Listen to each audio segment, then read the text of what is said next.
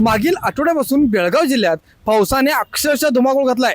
त्यामुळे सततधार मुसळधार पावसामुळे बेळगाव जिल्ह्यातील जनजीवन सध्या विस्कळीत झाले असून अनेक ठिकाणी ग्रामीण भागात देखील पूर सदृश परिस्थिती सध्या निर्माण झाले। नदी नाले दुतंडी भरून वाहत असताना सखल भागात पाणी साचल्याने नागरिकांना मोठ्या अडचणींना सामना करावा लागतोय।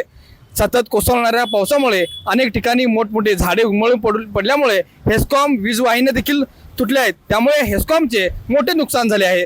तालुक्यातील पश्चिम भागातील अनेक गावे तब्बल 30 तासाहून अधिक काळ अंधारात आहेत। वीज पुरवठा टोटली खंडित आहे। त्यामुळे दैनंदिन जीवन विस्कळीत झाले असून पाण्यासोबत मोबाईल नेटवर्क ही समस्या निर्माण झाले। आता पावसाचा परिणाम देखील शिक्षण व्यवस्थेवरही झाला आहे। हवामानचा अंदाज आणि विद्यार्थ्यांच्या सुरक्षेसाठी जिल्हाधिकारी मोहम्मद रोशन यांनी काल जाहीर केलं की शाळा सुट्टी जाहीर केली। त्यामुळे जिल्ह्यातील सगळ्या शाळा अनेक ठिकाणच्या शाळा बंद करण्यात आल्या। विद्यार्थ्यांना काहीसा दिलासा मिळाला असला तरी पालकांमध्ये मात्र पावसाबाबत चिंता निर्माण झाली।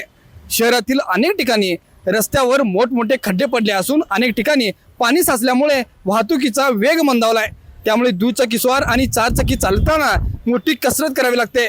किरकोळ अपघाताच्या घटनाही सध्या वारंवार होताना समोर येत आहेत।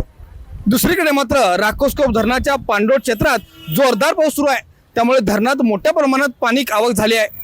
आज मंगळवारी देखील पावसाचा इतका जोर होता की आता पूर्ण क्षमतेने भरण्याची परिस्थिती सध्या त्या ठिकाणी निर्माण झाली। महसूल आणि पोलीस आणि आपत्ती व्यवस्थापक यंत्रणेने आता संपूर्ण पूर परिस्थितीवर नियंत्रण ठेवून आहे। पुढील काळात धरण ओव्हरफ्लो झाला तर धरणातून पाण्याचा विसर्ग सुरू झाल्यानंतर नदीकाठच्या अनेक गावात शेकडो एकर जमीन पाण्याखाली जाणार आहे। ऊस मका भात भाजीपाला आणि पिकाचे मोठे नुकसान होण्याची शक्यता वर्तवली जाते। शेतातील पंपसेट सिंचन व्यवस्था आणि शेतीतील बांधी ही मोठ्या प्रमाणात आता नुकसान व्हायला सुरुवात झाली। जिल्ह्यातील अनेक ठिकाणी पूल आणि कालवे पाण्याखाली गेल्याने काही गावचा संपर्कही तुटला आहे। त्यामुळे प्रशासनाने नागरिकांना विनाकारण नदीकाठी फिरण्यास किंवा पाहणी करण्यास फिरू नये असे आवाहन करण्यात आले। एकीकडे मात्र राकोस्कोप धरण भरल्यास की परिस्थिती निर्माण होताना पाण्याचा प्रश्न मार्गी लागलाय। मात्र दुसरीकडे मात्र पावसाचा जोर असाच कायम राहिल्यास जिल्ह्यातील अनेक सखल भागामध्ये पूर परिस्थिती गंभीर निर्माण होण्याची शक्यता आतापासून वर्तवली जाते।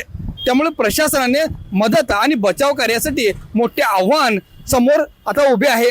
माझे सहकारी विजय निंबाळकरसह मी निलेश मोरे, तरुण भारत न्यूज, बेळगाव।